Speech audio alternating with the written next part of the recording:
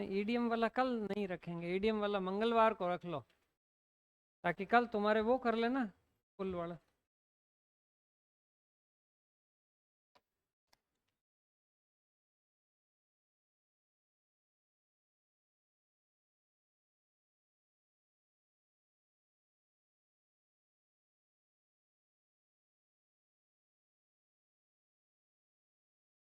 Students क्या है, एकदम ही लास्ट टाइम आते आते एकदम यूँ लिथार्जिक से हो जाते हैं बहुत ही, फिर तो मेरे को क्या है बहुत यूँ होने लग जाता है ये।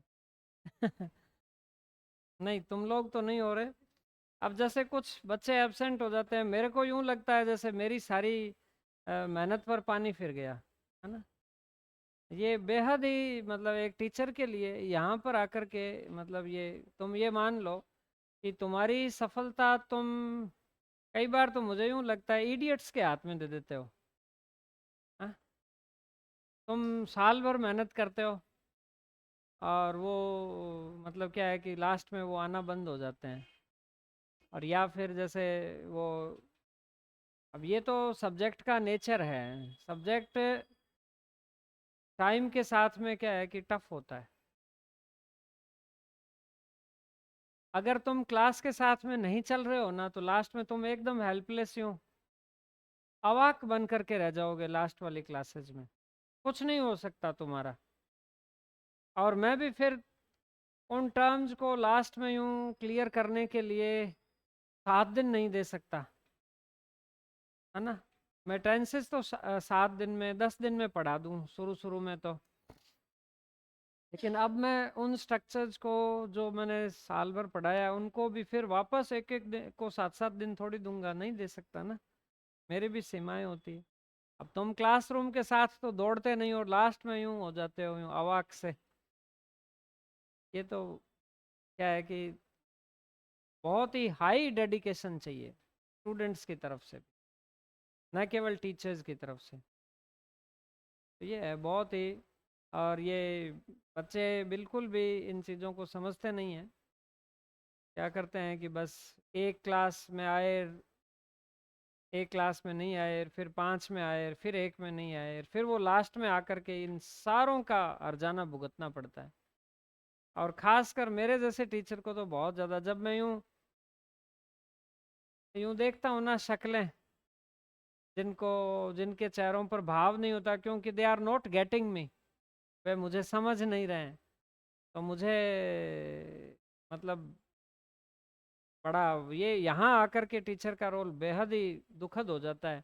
क्योंकि 5 विद्यार्थी वो बैठे होते हैं जो आपकी बातों को समझ रहे हैं, और उनको अब आगे बढ़ना है, और 5 विद्यार्थी वो बैठे हैं जो यूं अब उनके बातें ऊपर से जाने शुरू हो गई, और तुम उनके लिए अपने आप को रोक नहीं सकते अब, है ना। बहुत ही कठिन है। खैर, चलिए अपने चिमनी स्वीपर का आनंद लेते हैं। तो देखो ये बहुत ही, है ना, perfect blend of humour and pathos, है ना, ये है ना इसके चार्ल्स लैम के। ह्यूमर भी है, हमें अच्छा भी लगता है चलते ही, है ना, मजाक सी लगती है यूं, अच्छा लगता है। और साथ अचानक से हमें क्या लगता है कि वो थोड़ी सी सिंपैथी भी आ जाती है। हम ये देख रहे थे, डाइग्रेशंस देखे हमने, इसमें डाइग्रेशंस है, चलते ही कुछ और बात करने ये लग जाता है। एक और है इसमें, जैसे डिस्क्रिप्शन के दौरान कोई कहानी कह देना, हम्म, उसे कहते हैं हम एनेक्डोट्स। तो वो भी हैं, देखो आज इसमें एनेक्डोट्स आ सकते हैं शायद, देखते हैं। तो हम यहाँ तक हम पढ़ चुके हैं कि भाई ससाफ्रास क्या है, ये हमने पढ़ा। और ससाफ्रास किन किन लोगों को डियर है, ये भी हमने पढ़ा, है ना। और अगर आप किसी यंग चिमनी स्वीप को 1 2 पेनी दे देते हैं, तो आपको क्या बेनिफिट हो सकता है, आपको ईश्वर की कृपा मिल सकती है, आपके लिए वो चिमनी स्वीप कर सकता है। है ना, तो आप उसके लिए कुछ कर दें, है ना। तो ये सिंपथी की भावना भी हमने इसमें देखी। आगे देखते हैं। आई am by nature extremely susceptible. देखो, आई एम बाई नेचर, ये क्या है? इसको कहते हैं सेल्फ रेवलेशन। ये सेल्फ रेवलेशन है, यानी कि आत्म प्रकटीकरण है कि मैं, एक तो हमने देखा कि इसको ससाफ्रास चाय नहीं भाती, है ना। अब हम देख रहे हैं कि इसके लिए और क्या क्या चीजें हैं। आई एम बाई नेचर, स्वभाव से देखा जाए तो मैं एक्सट्रीमली ससेप्टिव हूँ। ससेप्टिव का मतलब सेंसिबल, मैं बहुत ज़्यादा सेंसिबल हूँ। ऑफ स्ट्रीट अफ्रंट्स, अफ्रंट्स का मतलब इंसल्ट्स, ये जो गली में होने वाली तौहीन है ना, इसके प्रति मैं बहुत ज़्यादा सेंसिबल हूँ, यानी कि आई कांट बेयर देम, ये इंसल्ट को मैं बेयर नहीं कर सकता बिल्कुल भी। I am by nature extremely susceptible of street affronts, the jeers and taunts of the populace.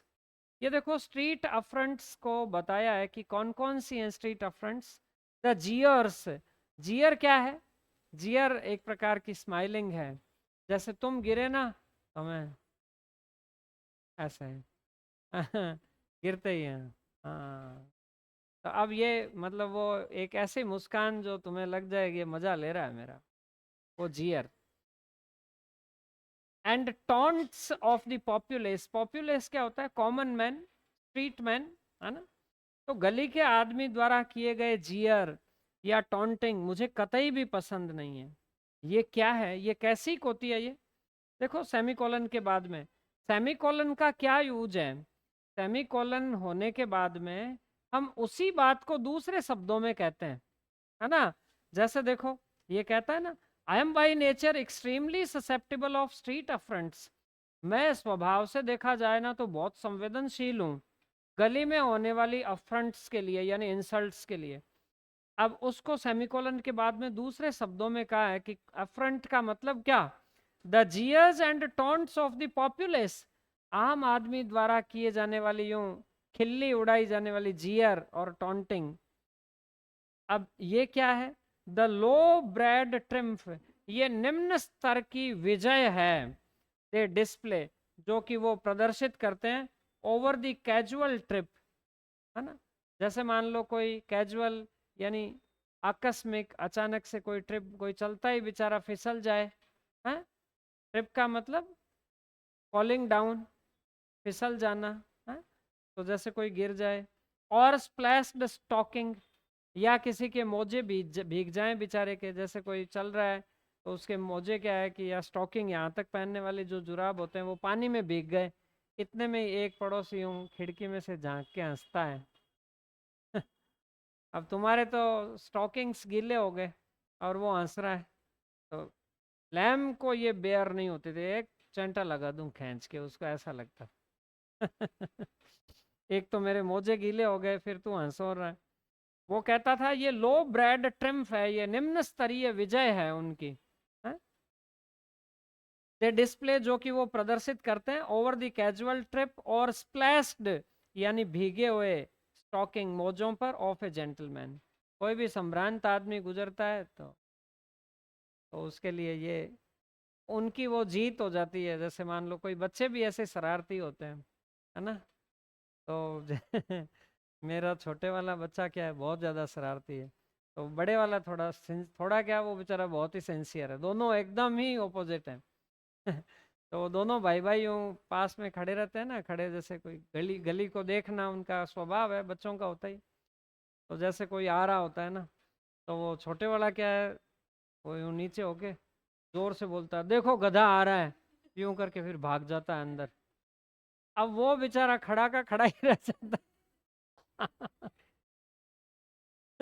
तो वो ऐसे करता है। तो ये, तो आप जैसे मान लो कोई गिर जाए तो उसको तो वो बड़ा आनंद है, उसके लिए तो उसकी जीत हो गई। वो वहाँ कुछ ना कुछ ऐसी चीजें कर देता है, खास कर तो होली के दिन या ऐसे कुछ करता ही है जैसे लोग परेशान हो। तो वो लो ब्रेड ट्रिम्फ है ना। यट, लेकिन फिर भी देखो, ये हमें उसकी सेल्फ रेवलेशन हुई ना, पता चली ना कि लैम को ये चीजें पसंद नहीं है, लेकिन वो कहता है यार आई कैन एंड्योर, लेकिन फिर भी मैं देखो सहन कर सकता हूँ। किसको सहन कर सकता हूँ? द जॉक्युलैरिटी, जॉक्युलैरिटी जोकिंग या लाफ्टर, जोकिंग या लाफ्टर, मजाक को, ठहाके को मैं एंड्योर कर सकता हूँ। किसके ठहाके को? Of a young chimney sweep with something more than forgiveness. क्षमा के भाव से भी कुछ ज्यादा भावनाओं के साथ में मैं यंग चिमनी स्वीप की इस प्रकार की जोक्युलरिटी को मैं एंड्योर कर सकता हूँ। मुझे अच्छा लगता है, जैसे मैं गिर जाऊं और वो मुझे देख करके हंसे ना, तो मुझे उसमें कोई ऑब्जेक्शन नहीं है। मोर देन फॉरगिवनेस, मैं उसे ना केवल क्षमा करता हूँ बल्कि मुझे मजा भी आता है उसको खुश देख करके कि चलो भाई, जिसके जीवन में इतना कालिक है, इतना सूट है, उसके जीवन में हैप्पीनेस का कुछ कारण तो मैं बना, है ना, ये सोच करके मुझे खुशी होती है। मोर देन फॉरगिवनेस।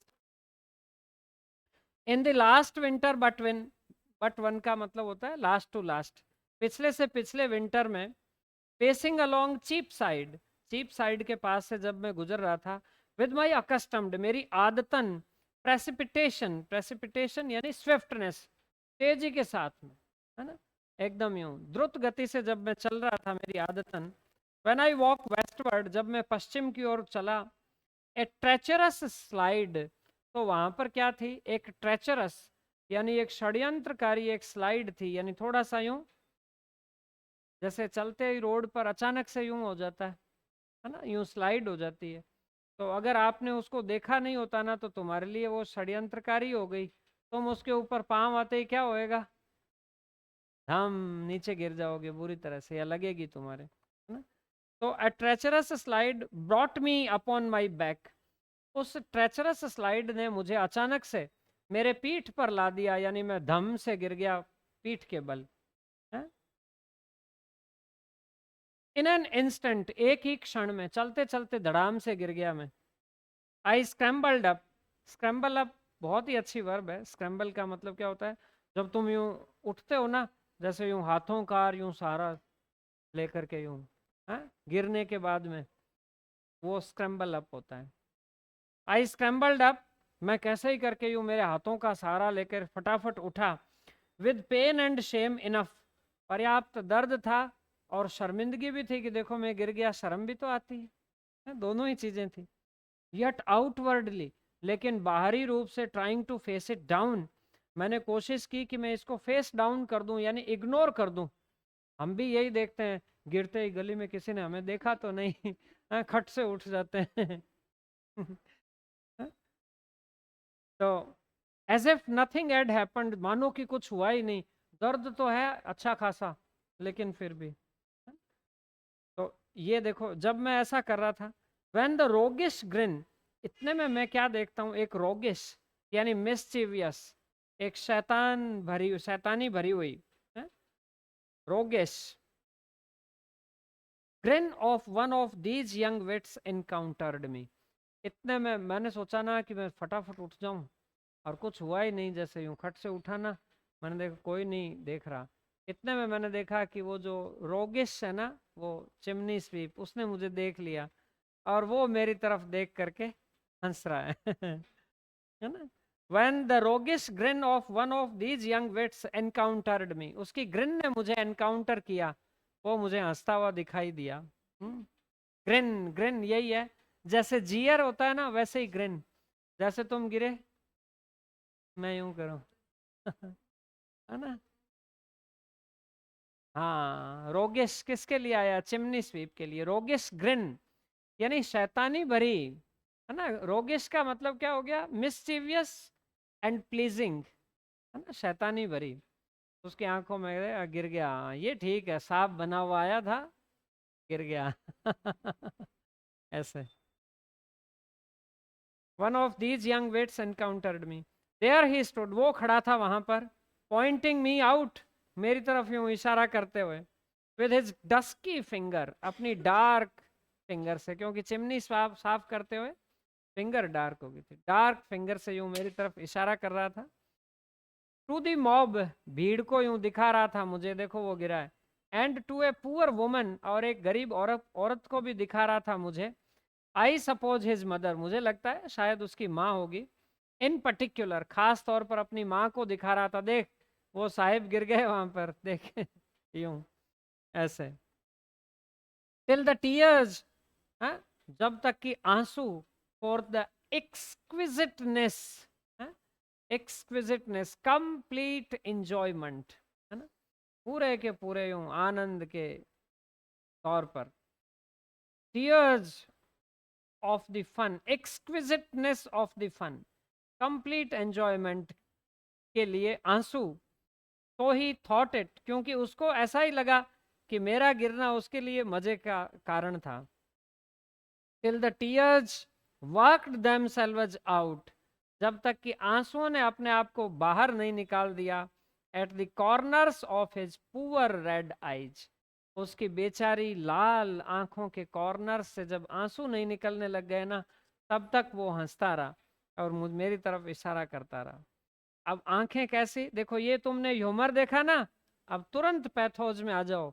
रेड, आंखें लाल थी, लाल from many a previous weeping, जो कि पहले उसने बहुत ज्यादा रो रो करके आंखें लाल की थी, वो लाल आंखें हैं। एंड सूट इनफ्लेम्ड, जिसमें ये कार्बन जाने से सूजन आ गई थी, हैं, ऐसी आंखें। यट ट्विंकलिंग, लेकिन अभी भी वो टिमटिमा रही थी। To all with such a joy, है ना, इतने आनंद की वजह से। Snatched out of desolation, snatched out of desolation, got out of the despair, है ना, यूं एकदम से निराशा में से जैसे उसकी आंखों को यूं बाहर सा निकाल लिया गया है, क्योंकि उसकी आंखें तो रो रो करके, हैं, सूट की वजह से सूज करके लाल हो गई थी। अचानक से जब उसने मुझे गिरते हुए देखा ना, तो उसकी उन लाल आंखों में खुशी के आंसू आ गए, है ना, और उस खुशी ने उसकी आंखों को स्नैच्ड आउट ऑफ डेसोलेशन, उस डिस्पेयर, निराशा की दुनिया से खींच करके बाहर ले आया। यानी वो सब कुछ भूल गया। जब उसने मेरे को गिरते देखा ना, उसे इतना मजा आया, और मुझे इस बात का मजा आया कि उसे मजा आया। तो ये देखो, perfect blend of humour and pathos ये है कि नहीं? एक तरफ ह्यूमर है, एक तरफ पैथोज है, आपको बच्चों की तरफ सिंपैथी भी है। इतना शानदार दृश्य था कि दैट होगार्थ, कि होगार्थ है, होगार्थ कौन है लिखो आप, द फेमस सैटिरिकल पेंटर है ये, the famous satirical painter, satirical SATIRICAL, satirical painter. ये होगार्थ कोई पेंटर है जी, बहुत फेमस, है ना। इतना शानदार दृश्य था कि काश होगार्थ उसको पेंट कर देता वहां पर वैसे ही। मैं गिरा हुआ और वो बच्चा मेरी तरफ देख करके हंसता हुआ, उसकी आंखें लाल, और उसकी लाल आंखों में से निकलते हुए खुशी के आंसू, और उसकी प्रीवियस वीपिंग्स से उसको बाहर लाने वाला ये जॉय। काश कि होगार्थ वहां होता और वो इसको पिक्चराइज्ड कर देता। बस यहाँ तक फिर डबल आइफन आ गए। But होगार्थ has got him already, लेकिन होगार्थ तो भाई इतना महान पेंटर है, वो ऐसे दृश्य को कैसे मिस कर सकता है? उसकी भी तो बहुत क्लोज ऑब्जर्वेशन है। मैं पहुंचा हूं ना चिमनी स्वीप तक, तो होगार्थ भी पहुंचा भाई साहब पहले ही। Hogarth has got him already, मुझे कल्पना करने की जरूरत ही नहीं है, काश होगार्थ इसे ले लेता। उसने पहले से ही, how could he miss him, वो उसे कैसे छोड़ सकता था, हैं? In the march to Finchley, march to Finchley एक पेंटिंग का नाम है, लिख लो भले, है ना। A painting depicting the march of soldiers. March to Finchley क्या है? March to Finchley, a painting depicting the march of soldiers, depicting चित्रित करते हुए, DEPICTING, डिपिक्टिंग। हाँ, मार्च ऑफ सोल्जर्स, यानी एक पेंटिंग है जी, मार्च टू फिंचले। क्या है? एक पेंटिंग है जिसमें सोल्जर्स यूं मार्च पास्ट करते हुए दिखाई दे रहे हैं, और वहां पर ये चिमनी स्वीपर को उसने दिखाया है। किसने? होगार्थ ने। तो इसने कल्पना की ना कि काश मैं गिरा, मेरे गिरते ही वो बच्चा हंसा, हंसते ही ये हुआ, काश होगार्थ इसको पिक्चर बना देता। फिर कहता है होगार्थ ने ऑलरेडी बना दी मार्च टू फिंचले में। क्या कर रहा था वहां पर ये? Grinning at the pi man. वहां पर ये ग्रिन कर रहा था, यानी यूं मजाक वाली हंसी, वो वाली ग्रिनिंग कर रहा था at the pi man. Pi man क्या होता है? पाई सेलर। पाई खाने की चीजें होती है, जैसे अपने ब्रेड वगैरह होती है ना, ऐसी कोई खाने की चीजें होती है। मीट से बनी हुई भी हो सकती है, व्हीट से बनी हुई भी हो सकती है, यूं पाइज। तो वहां पर वो पाईमैन के ऊपर हंस रहा था। देयर ही स्टूड, वो खड़ा था वहां पर, as he stands in the picture. अब मेरे टाइम में भी वो चिमनी स्वीपर वैसे ही खड़ा था जैसे वो होगार्थ की पिक्चर में खड़ा है। इररिमूवेबल। होगार्थ की पिक्चर में वो कैसे? ग्रेशन अर्न की तरह से इररिमूवेबल, वहां से उसको कभी भी हटाया नहीं जा सकता। As if the jest was to last for ever. मानो कि उसका जो जेस्ट है ना, उसका जो विगर है, जील, जेस्ट, जेस्ट का मतलब उत्साह, एंथुजियाज्म, मानो कि जो उसका एंथुजियाज्म है was to last for ever, मानो कि हमेशा के लिए चलने वाला था। With such a maximum of glee, उसमें प्रसन्नता तो मैक्सिमम थी, ग्ली यानी हैप्पीनेस तो मैक्सिमम थी, एंड मिनिमम ऑफ मिस्चिफ, और देखो शरारत थी मिनिमम, यानी वो शरारती तो था लेकिन उसके मुस्कान में ना मुझे हैप्पीनेस ज्यादा दिखाई दी, शरारत नहीं दिखाई दी। यही कोई अमीर घर का बच्चा हंसता ना तो मुझे बहुत बुरा लगता, मुझे उसमें हैप्पीनेस नहीं, शरारत ज्यादा दिखाई देती। With such a maximum of glee and minimum of mischief in his mirth, mirth यानी कि mirth का मतलब हैप्पीनेस, वही fun, joy, in his mirth, for, है ना, वो वहां पर खड़ा था अपनी खुशी में। For the grin of a genuine sweep hath absolutely no malice in it. For माने क्योंकि, the grin of a genuine sweep, एक जेन्युइन, एक ऑथेंटिक, एक ओरिजिनल स्वीप का जो ग्रिन होता है ना, यूं मजाक उड़ाने वाली हंसी भी जो होती है ना, हैथ एब्सोल्युटली, उसमें निश्चित रूप से नहीं होती है, नो मैलिस इन इट, उसमें कोई भी दुर्भावना होती ही नहीं है। वो बेचारा केवल अपने मजे के लिए हंसता है ना, उसके हंसने में कोई दुर्भावना नहीं होती। That I could have been content, इतना मुझे वो अच्छा लगा वो दृश्य, that I could have been content, कि मैं संतुष्ट हो जाता, if the honour of a gentleman might endure it, यदि मान लो किसी संभ्रांत व्यक्ति का सम्मान इसको सहन कर सके तो मैं संतुष्ट हो जाता। To have remained his butt, उसका टारगेट बने रहना, and his mockery till midnight, मैं मध्य रात्रि तक वहीं पड़ा पड़ा उसकी मजाक का टारगेट बना हुआ रह सकता था, यदि एक संभ्रांत व्यक्ति की इज्जत उसको ऐसा करने देती है तो। और मैं इससे बिल्कुल भी, है ना, I could have been content, में बहुत ज़्यादा इससे संतुष्ट होता। यानी कि ये इसे इतना मज़ा आया उसके हंसने से, ये कहता है कि मैं मध्य रात्रि तक वहीं पड़ा रह सकता हूँ अगर वो हंसता रहे तो। हाँ, बट माने टारगेट। अब ये क्या है? ये एक प्रकार की एक एनेक्डोट हो गई, देखो, एक छोटी सी कहानी हो गई जो उसने हमें सुना दी, है ना, कि चिमनी स्वीप ने इस तरीके से उसको देखा और वो इतना खुश हुआ। बीच में होगार्थ का डिस्क्रिप्शन आ गया, ये डाइग्रेशन हो गया, होगार्थ के बारे में बताने लग गया कि होगार्थ ने भी इस तरीके का सीन मार्च टू फिंचले में उस चिमनी स्वीप को ऐसे करते हुए दिखाया जब वो पाई मैन के ऊपर ग्रिनिंग कर रहा था, है ना। तो मैं इस तरीके के दृश्य के लिए मध्यरात्रि तक वहां पड़ा रहना मुझे बर्दाश्त है। चलिए, सेल्फ रेवलेशन देखा, आगे और देखें। आई एम बाय थ्योरी, सैद्धांतिक रूप से तो देखो मैं क्या हूं, ऑब्ड्यूरेट हूं। ऑब्ड्यूरेट का मतलब अनअफेक्टेड हूं, यानी मेरे कोई फर्क नहीं पड़ता। I am by theory obdurate to the seductiveness, attractiveness, seductiveness, attractiveness of what are called a fine set of teeth। देखो, इन जनरल क्या होता है कि हर आदमी अफेक्टेड होता है किससे, अट्रैक्टिवनेस ऑफ योर टीथ से। कैसे? जैसे मैं यहाँ पर बैठा हूँ, तुम आए अंदर, तुम हंसे, हंसोगे ना तो तुम्हारे दांत दिख जाएंगे, है ना।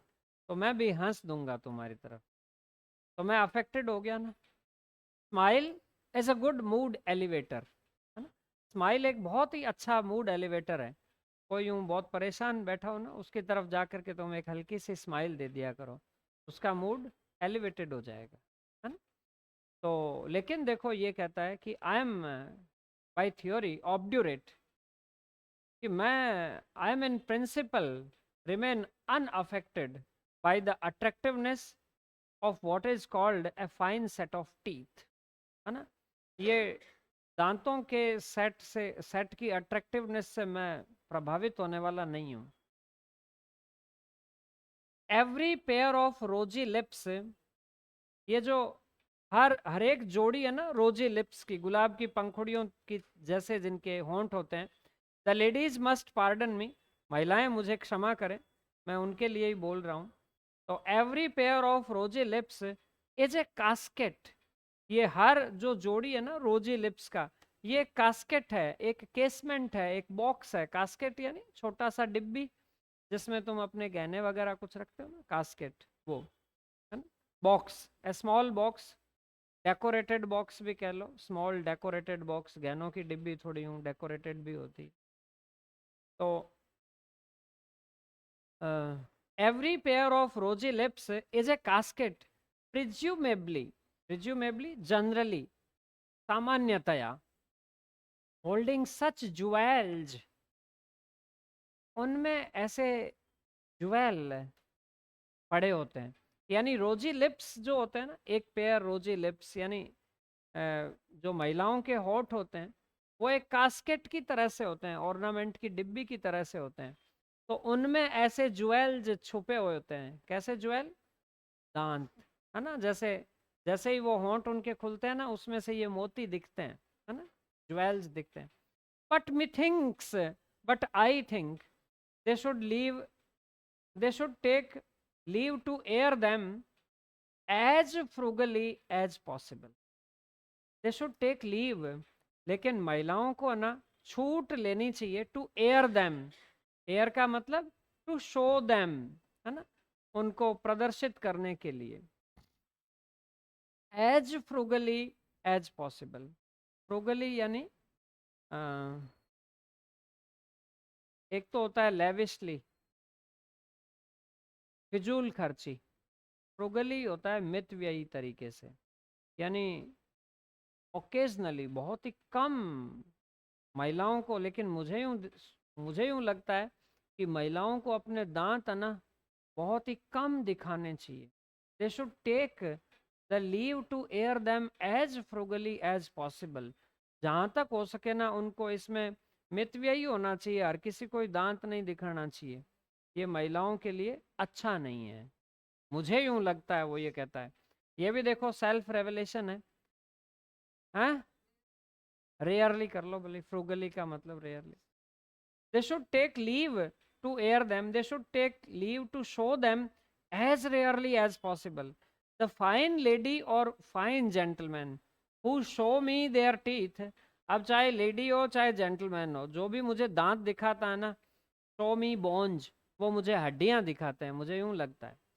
दांत दिखाना मुझे इतना बुरा लगता है जैसे कोई मुझे हड्डियां दिखाता है।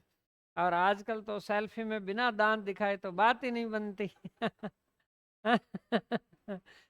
है नहीं, देखो टाइम टाइम की बात है, एटिकेट्स कितने चेंज हो जाते हैं। पहले यूं वास्तव में दांत दिखाना अच्छा नहीं मानते थे, ये तो मुझे भी याद है। हाँ, वो दांत आते हैं तभी वो फोटो का मजा आता है, आजकल तो नहीं तो मतलब ही नहीं है। लेकिन इसको ये पसंद नहीं है। Who show me their teeth, show me their bones. Yet I must confess, लेकिन फिर भी देखो, मैं इस बात को स्वीकार करता हूँ, that from the mouth of a true sweep, अगर एक सच्चा चिमनी स्वीपर है ना, तो उसके मुंह से a display, ये जो प्रदर्शन है ना, even to ostentation, प्रदर्शन यही है, ostentation का मतलब भी प्रदर्शन, of those white and shining ossifications, ऑसिफिकेशंस तो क्या हो गई, हड्डियां ही हो गई, हार्डनेस हो गई, है ना। ऑसिफिकेशन ये अस्थियां ही हो गई हमारी। जैसे मतलब कि जब हम जन्मते हैं तो कितनी हड्डियां होती है, 300 कुछ होती है, बाद में 206 रह जाती हैं। क्यों? क्योंकि ऑसिफिकेशन हो जाता है, हड्डियों का सुदृढ़ीकरण हो जाता है ना, तो वो जुड़ जाती है हड्डियां कुछ। तो ऑसिफिकेशन का मतलब तुम यहाँ पर बोन्स ही ले लो, चाहे हार्डनेस ले लो, है ना, ऑसिफिकेशन। तो देखो, yet I must confess that from the mouth of a true sweep a display of those white and shining ossifications यानी teeth strikes me as an agreeable anomaly।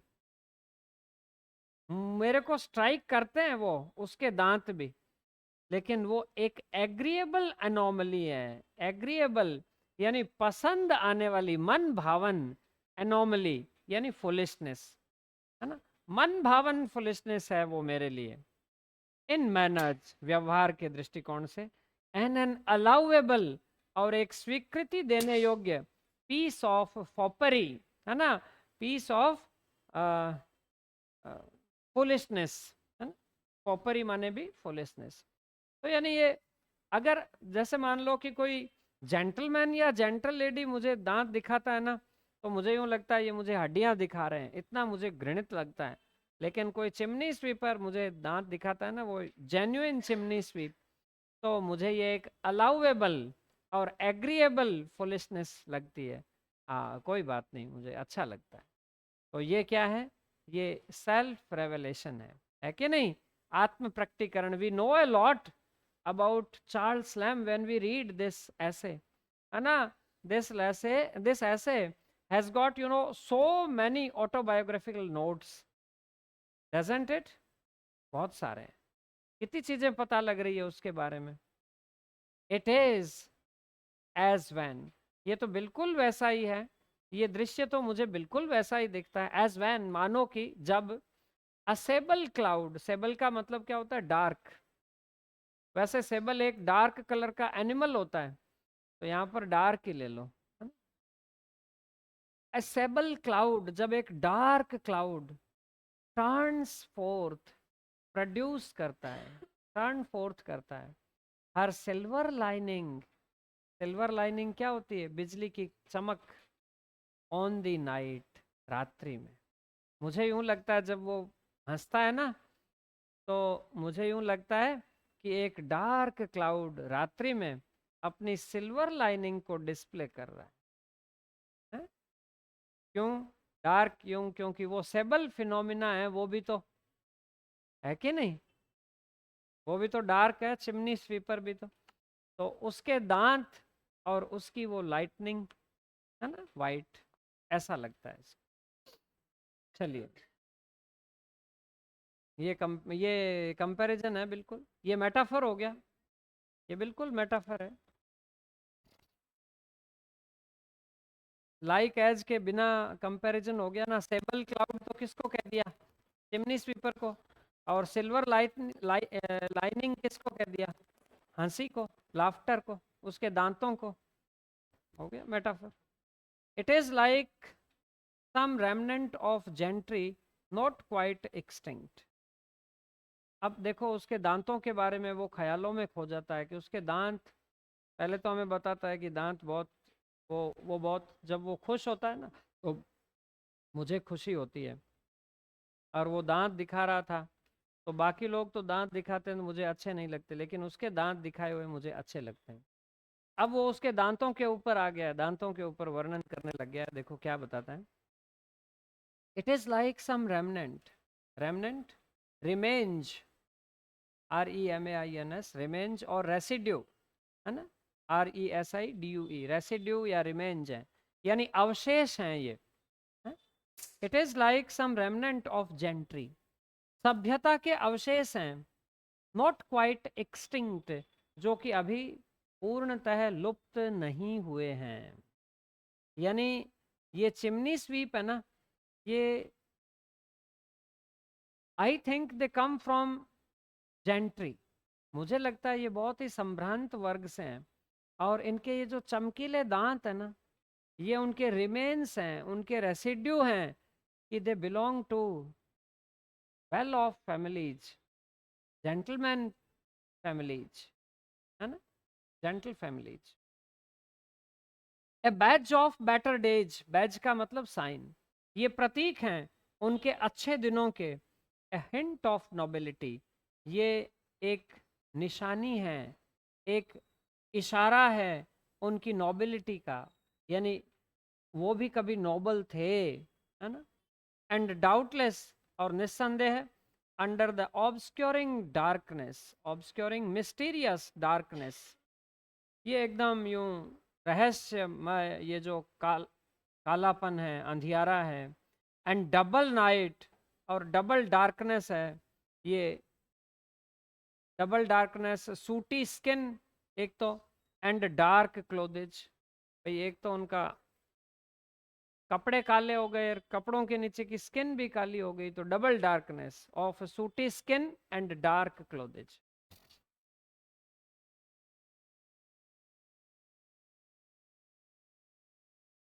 Under the obscuring darkness and double night of their forlorn disguisement, forlorn यानी pitifully sad, pitifully sad और lonely,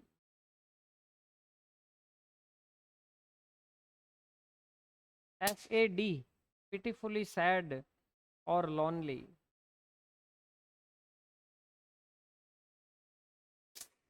disguisement, disguisement हो गया क्लोथेज,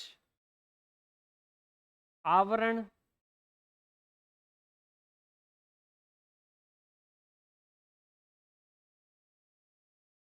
often times प्रायः है, often times lurketh, lurketh hides, often time lurketh, lurks का मतलब hides, छुपा हुआ रहता है, गुड ब्लड, अच्छा कुल, and gentle condition derived from lost ancestry, gentle condition, संभ्रांत परिस्थितियां, डिराइव्ड फ्रॉम, जो कि उन्होंने हासिल की है, फ्रॉम लॉस्ट एंसेस्ट्री, खोए हुए अपने पैतृक, हाँ, कुल से, पैतृक कुल से, एंड ए लैप्स्ड पिडिग्री, और जो खोई हुई पिडिग्री है वही, है ना, डिसेंट, DESCENT, डिसेंट, या फैमिली ट्री, है ना, पेडिग्री का मतलब फैमिली ट्री भी कहते हैं ना, वंश वृक्ष जिसको हम कहते हैं पेडिग्री। DESCENT, डिसेंट, यानी कहाँ से निकले हो तुम, तुम्हारा डिसेंट क्या है, हाँ, वंश हो गया, तो फैमिली ट्री इसीलिए तो लिखवाया। पेडिग्री का मतलब डिसेंट या फैमिली ट्री। अब देखो इसको वापस पढ़ते हैं। It is like some remnant of gentry, not quite extinct, उसके दांत जो है ना वो अवशेष हैं सभ्य कुल के, जो अभी तक लुप्त नहीं हुए हैं। सेमीकोलन के बाद में वापस उसी आइडिया को कंटिन्यू है। A batch of better days, उसके दांत जो है ना प्रतीक हैं अच्छे दिनों के, वापस सेमीकोलन के बाद में वही आइडिया कंटिन्यू।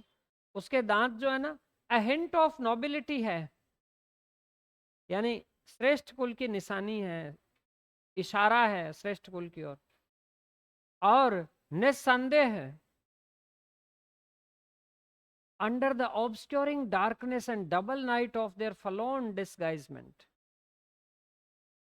यानी ये जो दुर्बोध कालापन, ऑब्सक्योरिंग का मतलब क्या था, यानी मिस्टीरियस कालापन, और ये उसके कपड़ों और उसकी तन की जो कालिमा की जो डबल नाइट है उसके नीचे, और ये जो फलोन यानी सैड डिस्गाइजमेंट, यानी जो कवरिंग है ना, उसके जो वेशभूषा है ना, ये उदास सी वेशभूषा के नीचे, अंडर, ऑफन टाइम्स, प्रायः है, लर्क्स, छुपा हुआ रहता है, छुप करके झांकता है, गुड ब्लड, अच्छा कुल, and gentle conditions derived from lost ancestry, gentle condition झांकती है जो उसने खोई हुई अपने अपने खोए हुए कुल से उसको प्राप्त है, एंड ए लैप्स्ड पेडिग्री, और जो उसकी खोई हुई वंश वृक्ष है ना, उससे उसको ऐसी चीजें मिली हुई है, वो झांकती है कई बार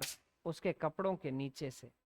यानी कि मुझे कई बार जब मैं स्वीप को देखता हूँ ना, तो मुझे यूं लगता है कि अरे ये तो young Africans of our own growth है, मुझे यूं लगता है ये तो हम जैसे लोगों के ही बच्चे हैं, है ना। ये बेचारे यहाँ कहाँ फंस गए।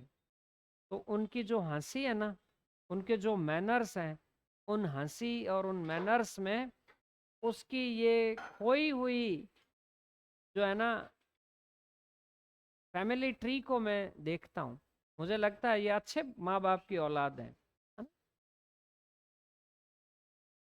The pre mature apprenticements of these tender victims give but too much encouragement.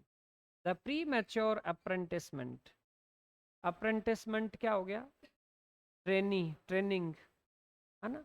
ये जो प्री मैच्योर ट्रेनिंग है, छोटे छोटे बच्चों को ट्रेनिंग में लगा दिया है, चिमनी साफ करने की ट्रेनिंग में, ऑफ दीज टेंडर विक्टिम्स, इन कोमल शिकारों का जब मैं देखता हूँ, premature apprenticement give but too much encouragement, तो ये देखना गिव करता है, देता है, टू मच इनकरेजमेंट, बहुत ज्यादा बढ़ावा देता है इस चीज को, किस चीज को, आई फियर, मुझे डर है लेकिन मैं कह देता हूँ, तो क्लेंडेंस्टाइन, क्लेंडेस्टाइन यानी अबडक्शन, यानी कि अपहरण को, मुझे लगता है कि इनका किसी ने अपहरण किया है,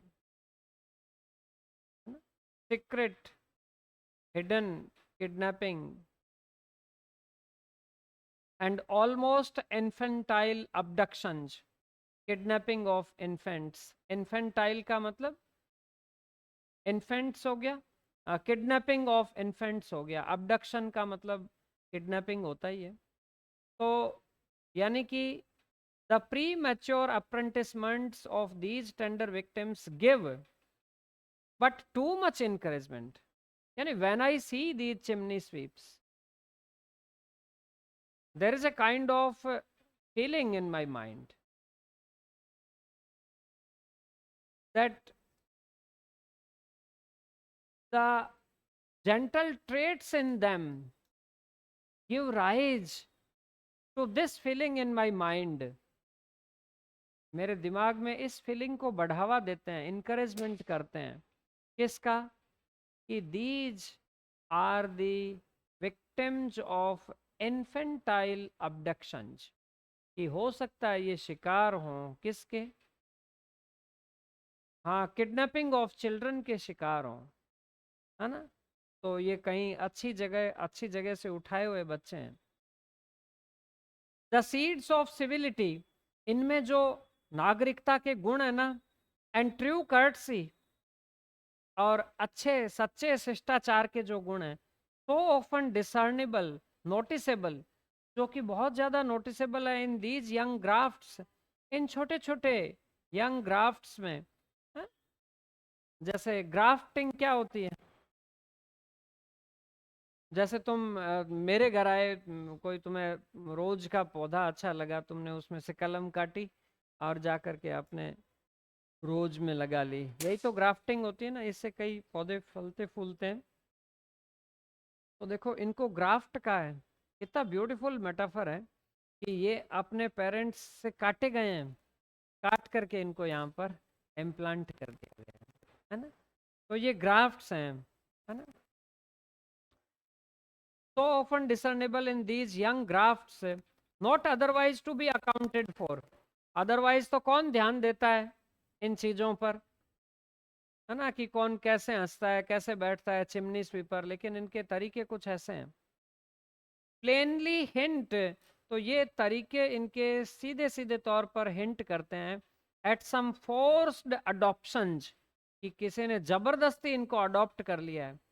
many noble Rachels mourning for their children, बहुत अच्छी अच्छी रैसल जना अपने चिल्ड्रन के लिए रोती हैं।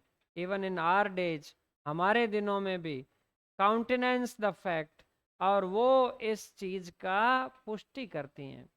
आज भी देखो कितनी महिलाएं रोती हुई मिल जाएंगी तुम्हें कि मेरा बच्चा खो गया, मेरा बच्चा खो गया, मेरा बच्चा खो गया। तो वो बच्चे खोए हुए जाते कहाँ हैं? होटलों पर ही तो काम करते हैं। फिर यहाँ के बच्चों को ले जा करके उड़ीसा में बेच देते हैं, उड़ीसा के बच्चों को ला करके जैसलमेर में बेच देते हैं, है ना। वो बेचारे वहाँ पर होटलों में काम करते रहते हैं, उनको पता ही नहीं उनके माँ बाप कौन है, क्या है। तो वापस देखते हैं अपने। आई फियर, देखो, हाँ, sorry, the seeds of civility and true courtesy, so often discernible in these young grafts. तो सिविलिटी के सीड्स और ट्रू कर्टसी के जो सीड्स हैं, जो प्रायः है नोटिसेबल हैं इन छोटे छोटे ग्राफ्ट्स में, इन छोटे छोटे चिमनी स्वीपर्स में। प्लेनली हिंट, ये स्पष्टतया इस बात पर इशारा करते हैं कि सम फोर्स्ड अडॉप्शंस आर देयर, कोई न कोई जबरन इनको पकड़ के लाया है। मैनी नोबल रैशल्स, रैशल्स लिख लें क्या है। Racial is a biblical character, Rachel, Rachel is a biblical character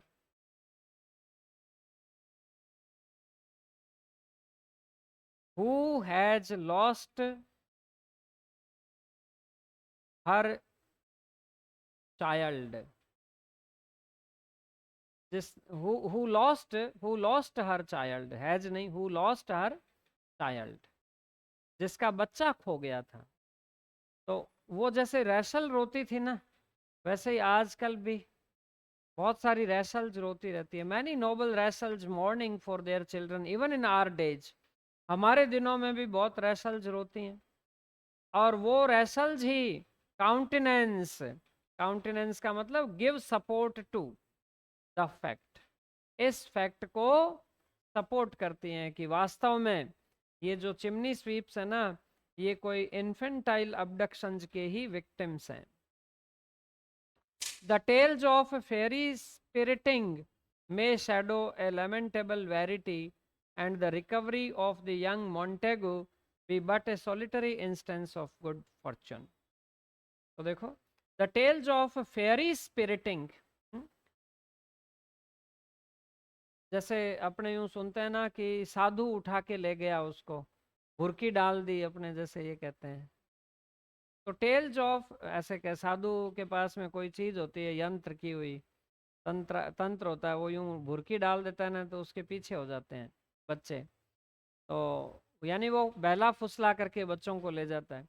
तो ये फेयरी स्पिरिटिंग है ना, यानी कि इस तरीके की ये मन गढ़ंत कहानियाँ, है ना। स्पिरिटिंग का मतलब तुम ले लो स्टीलिंग, है ना, कि परियां चोर के ले गई, इस तरीके की। फेयरी स्पिरिटिंग में शेडो, शेडो का मतलब रिफ्लेक्ट, ये the tales of fairy spiriting, fairy stealing में शेडो, में reflect a lamentable verity, verity का मतलब ट्रुथ, एक शोचनीय, लेमेंटेबल यानी कि एक दुखद सत्य को ही उजागर करती है फेयरी स्पिरिटिंग की कहानियां। कि जैसे हम सुनते हैं ना, वहाँ उस घर में वो बच्चा, उस गली में बच्चा खो गया, वो आए थे खूब सारे लोग, पता नहीं उसके बाद से नहीं मिल रहा है ना।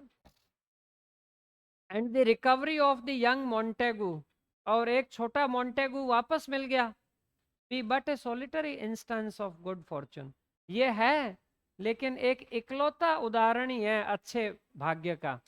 मोंटेगू मिल गया लेकिन ज्यादातर बच्चे मिलते नहीं है, यानी मोंटेगू वो कैरेक्टर है, वो बच्चा है जो खोकर के मिल गया, लेकिन ये बहुत ही सॉलिटरी है, इकलौता ही चांस है ऐसा। आउट ऑफ मैनी इररेपरेबल, अपूर्णीय, बहुत सारे अपूर्णीय and hopeless defiliations, defiliations, loss of children, जैसे माँ बाप से अलग हो जाना, लॉस ऑफ चिल्ड्रन है डिफिलिएशंस।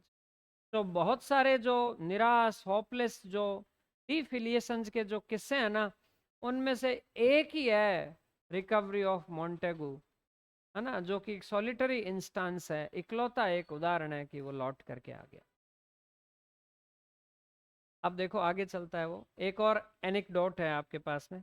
इन one of the state beds at Arundel Castle, Arundel Castle है, उसमें स्टेट बैड्स हैं, यानी स्टेट बैड का मतलब हो गया स्टेटली, यूं स्प्लेंडेड, बहुत सुंदर, हैं, अच्छे खासे बैड लगे हुए हैं आरुंडल कासल में। अब जैसे जूनागढ़ फोर्ट है तो उसमें बहुत सुंदर सुंदर बैड लगे हुए हैं, है ना, तो आरुंडल कासल में बहुत ही सुंदर बैड लगे हुए हैं। In one of the state beds at Arundel Castle a few years since, a few years ago, अभी से कुछ साल पहले की घटना बता रहा हूं मैं, अंडर ए ड्यूकल कैनोपी, है ना, canopy of a duke, ducal canopy, जैसे मान लो कि ये राजा का जो बेड होता है ना, उसके ऊपर यूं कैनोपी लगी हुई होती है, बड़ी यूं छतरी, और राजा उस छतरी के नीचे यूं आराम से सोता है, ये उसका डेकोरेशन है।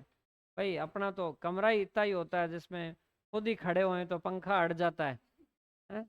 तो उनके वो हॉल होते हैं यूं 20-20 फीट ऊंचे, तो वहाँ बेड लगा होता है, बेड के ऊपर एक कैनोपी वाइट एकदम कलर की, उसमें यूं है वो एम्ब्रॉयडरी, वो यूं फ्रिल निकली हुई, तो वहां पर a few years since under a ducal canopy in one of the state beds at Arundel Castle, the seat of the Howards, Arundel Castle क्या है, that seat, that residence, seat का मतलब residence, that residence of the Howards, Howard राजवंश का residence है अरुंडल castle, जैसे जूनागढ़ किसका है, राठौड़ राजवंश का। तो that seat of the Howards is an object of curiosity to visitors, आजकल क्या है वो विजिटर्स के लिए ऑब्जेक्ट ऑफ क्यूरियोसिटी है, कि तुम जब देखते हो ना जूनागढ़ फोर्ट में, अच्छा राजे महाराजे ऐसे रहते थे क्या, तो तुम्हारे लिए वो ऑब्जेक्ट ऑफ क्यूरियोसिटी है। चीफली फॉर इट्स बैड्ज, और अरुंडल कासल जाना जाता है किस लिए, अपने बैड्ज के लिए, बहुत ही शानदार बैड्ज है वहां पर, in which the late duke was specially a connoisseur, और जो स्वर्गीय ड्यूक है ना, उसका बेड में बड़ा कनोजियर था वो, कनोजियर का मतलब यूं एक्सपर्ट, एक्सपर्ट था यूं, बहुत ही कनोजियर था। सीट का मतलब रेजिडेंस, यानी ये आरुंडल कासल रेजिडेंस था होवर्ड्स राजवंश का। तो ड्यूकल, ड्यूक का, of duke, canopy of duke, ducal canopy, canopy of duke हो गया। तो देखो ये तो हमने देखा ब्रैकेट में, अब देखो यानी ये इतना डिस्क्राइब करता है तो भी इसका मन नहीं भरता, ये ब्रैकेट लगा करके और डिस्क्राइब करता है उन चीजों को, है? तो in one of the state beds at Arundel Castle a few years ago, under a ducal canopy encircled with curtains of delicatest crimson, और वो ड्यूकल कैनोपी एनसर्कल्ड थी, यानी उसके चारों ओर यूं सर्कल बना हुआ था, विद कर्टेन्स ऑफ डेलिकेटेस्ट, बहुत ही कोमल क्रिम्सन लाल कलर के पर्दे लगे हुए थे यूं, हैं, उस कैनोपी के चारों ओर यूं लाल रंग के यूं पर्दे लगे हुए थे। विद स्टारी कोरोनेट्स, और उनके ऊपर ना लाल कलर के जो पर्दे लगे हुए थे उसके ऊपर कोरोनेट्स थे, यानी हाफ क्राउन्स बने हुए थे। जैसे अपने तारे बूंटी का काम नहीं होता क्या साड़ियों पर, वैसे वैसे यूं ड्यूकल कैनोपी पर यूं तारे सितारे बने हुए थे, कोरोनेट्स बने हुए थे।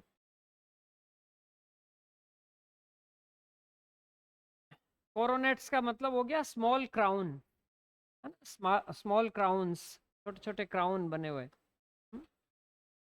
With starry crowns in woven, है ना, वोवन यानी गूंथे हुए थे वहां पर।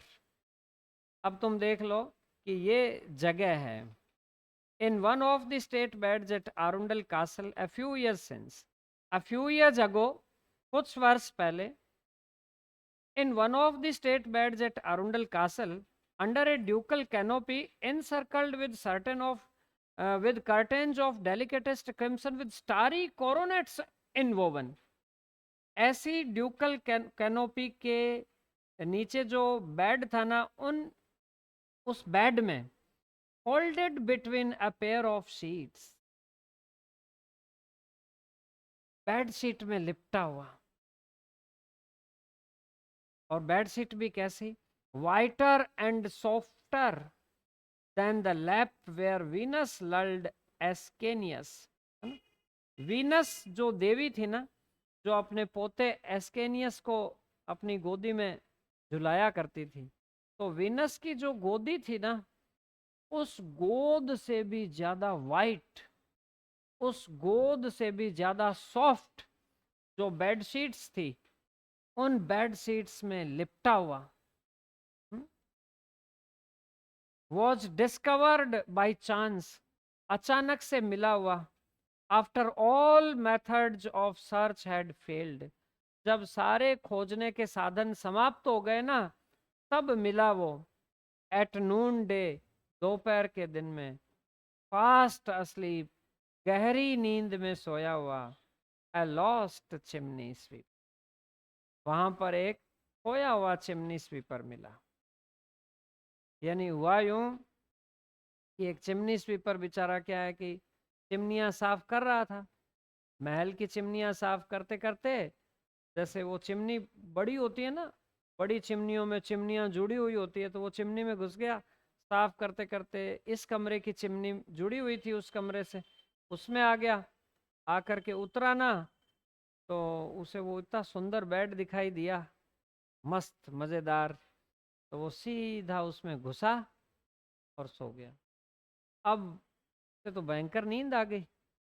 नींद आने के बाद में क्या है कि नीचे हल्ला मच गया कि कहाँ गया चिमनी स्वीप, कहाँ गया चिमनी स्वीप, कहाँ गया, सब जगह ढूंढ लिया उसको, कहीं मिला ही नहीं वो। लास्ट में जाकर के वो उस वाइटर और सॉफ्टर बेड सीट्स में लिपटा हुआ, वहां पर वो आरुंडल कासल में उस ड्यूकल कैनोपी के नीचे, उस क्रिम्सन यानी रेड कलर के कर्टेन्स से ढके हुए बेड के नीचे, बेड में वो वहां पर मिला वहां पर। हम्म, तो इसको फिर से देखते हैं, देखो।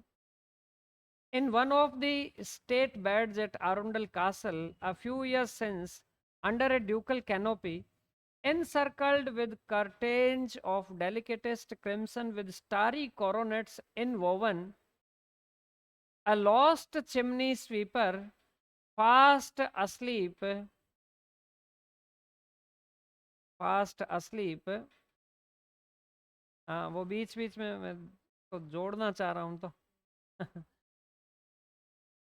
at noonday, folded between a pair of sheets whiter and softer than the lap where Venus lulled Ascanius was discovered by chance. ये यूं पढ़ो इसको, है ना, फिर समझ में आ जाएगा। देखो वापस पढ़ देता हूँ, थोड़ा सा टाइम लगेगा, 2 मिनट ऊपर हो जाए, कोई नहीं। In one of the state beds at Arundel Castle a few years since under a ducal canopy, ducal canopy कैसी, encircled with curtains of delicatest crimson with starry coronets inwoven, वहां पर a lost chimney sweeper, एक खोया हुआ chimney sweeper, fast asleep, गहरी नींद में सोया हुआ, एट नून डे, दोपहर के दिन में, folded between a pair of sheets, लिपटा हुआ ए पेयर ऑफ शीट्स में, whiter and softer than the lap where Venus lulled Ascanius was discovered by chance. वहां वो चिमनी स्वीपर बाई चांस मिला। तो ये वीनस लल्ड एस्केनियस है ना, ये मैं इसका कल लिखवा दूंगा तुम्हें, थोड़ा बड़ा है। आगे देखते हैं। The little creature having somehow confounded, ये छोटा सा creature having somehow confounded, confounded lost, confounded का मतलब लॉस्ट, खोया हुआ। ये छोटा सा बच्चा किसी न किसी तरीके से खोया हुआ, हिज पैसेज, इसका पैसेज खो गया, रास्ता खो गया, among the intricacies, among the complexities of those lordly chimneys, इन बड़ी बड़ी लॉर्डली चिमनीज की इंट्रिकेसीज में इसका रास्ता भटका हुआ था ये। By some unknown aperture, aperture opening, तुमने वो फिल्में देखी हुई है क्या, जब यूं मतलब तुम यहाँ बैठ करके फिल्में देखते थे, सामने पर्दा होता था और पीछे से यूं प्रकाश आता था, वो प्रकाश वहां पर यूं फैल जाता था, ऐसा देखा हुआ तुमने, ऐसी फिल्में देखी हुई है? गंगा थिएटर में, यहाँ पर सूरज टॉकीज में पहले ऐसी फिल्में आती थी जिसमें वो पीछे से प्रकाश में वो मशीन घुमाते थे, वो उस मशीन से वो चलाते थे, है ना। वो कई बार वो रोक देता था ना, तो वो आगे चला चला ऐसे चिल्लाते थे लोग, है? रोकी क्यों है, काट दी, फिल्म मत काट, फिल्म मत काट, ऐसे कहते थे वो, हैं? मूवी में देखा है तुमने? हाँ, मैंने वो प्रत्यक्ष देखा है। अब तुम तो सीधी वो लाइव टेलीकास्ट मल्टीप्लेक्सेज आ गए, अब तो सीधा वो हट ही गया। उसमें तो क्या है, एक कबूतर उड़ करके इधर से इधर जाता ना, तो तुम्हें वो बीच में अमिताभ बच्चन के ऊपर से भी वो कबूतर उड़ता हुआ दिखता था है ना। जैसे मैं यहाँ से टॉर्च कर दूं, बीच में से तुम गुजरो तो तुम वहां दिखोगे ही, जैसे वो peasants throwing giant shadows on mud baked walls, है ना। हाँ, वो प्रोजेक्टर टाइप का, है ना, बिल्कुल वैसे दिखाते थे पहले। अपर्चर का वही मीनिंग है, तो ओपनिंग, अपर्चर का मतलब ओपनिंग, एक यूं छोटा सा ओपनिंग होता था जी, है ना। मान लो बाय सम अननोन अपर्चर, हो सकता है किसी अननोन ओपनिंग से, हैड अलाइटेड अपॉन, उतर गया हो इस मैग्निफिसेंट चैम्बर में, इस शानदार कमरे में उतर गया। बेचारा चिमनियां साफ कर रहा था, अंदर अंदर घूमते घूमते कोई ओपनिंग दिखी उसकी, उसका जी घुट रहा था, उस ओपनिंग से वो नीचे उतर के टप करता इधर आ गया, and tried with his tedious explorations, और अपनी टीडियस यानी टायरसम, थका देने वाली, एक्सप्लोरेशंस यानी जैसे हम किसी खोज, है ना, एक्सप्लोरेशन यानी खोज, इंटरनेट एक्सप्लोरर होता है ना, खोज, टायरिंग एक्सप्लोरेशंस, अपनी टीडियस एक्सप्लोरेशन से थक करके, वाज अनेबल टू रेजिस्ट, बहुत ही अनेबल हो गया था, टू रेजिस्ट रोकने में असमर्थ हो गया था, द डेलिशियस इन्वाइटमेंट टू रिपोज, ये बहुत ही स्वादिष्ट इन्वाइटमेंट, इनविटेशन पड़ा था उसके सामने, बहुत ही स्वादिष्ट इनविटेशन पड़ा था, टू रिपोज, रेस्ट करने के लिए। बेड भी पड़ा था, और बेड इतना सुंदर पड़ा था, हैं? विच ही देयर सो एग्जिबिटेड, जो उसने वहां देखा, एग्जिबिटेड प्रदर्शित, तो creeping between the sheets very quietly, तो सीधा रैंक करके उन शीट्स के बीच में बड़े आराम से, लेड हिज ब्लैक हेड, उसने अपना काला मस्तक रख दिया, upon the pillow and slept like a young Howard, जैसे एक छोटा होवार्ड, राजा का बच्चा, छोटा बच्चा सोता है ना, वैसे वहां पर वो सो। तो इस एनेक्डोट को वो आगे बताएगा कि देखो, अगर चिमनी स्वीप वो जो उतरा वहां पर, अगर वो बचपन में किसी राजे महाराजे का लड़का नहीं होता ना, तो वो उस बेड में जाकर के सोने की बजाय वो कहाँ सोता, वो कारपेट पर सोता। उसकी हैसियत से तो कारपेट भी 100 गुना ऊपर था, लेकिन उसको कैसे पता, ये उसकी नेचुरल इंस्टिंक्ट थी कि वो जाकर के बेड में एकदम यूं शीट्स के बीच में जाकर के सोया। है? है ना? चलिए ठीक है, इसको बढ़ाएंगे हम आगे। कल तो तुम अपना दो एग्जाम, एग्जाम के बाद में हम करेंगे वही